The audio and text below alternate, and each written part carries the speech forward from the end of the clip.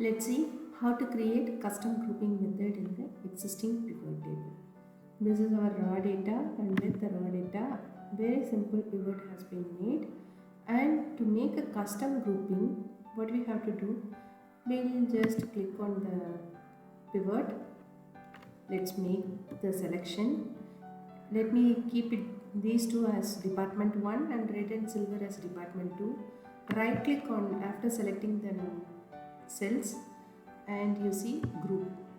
Once we click this, you can see salesperson 2 has been created. We can change this as main category,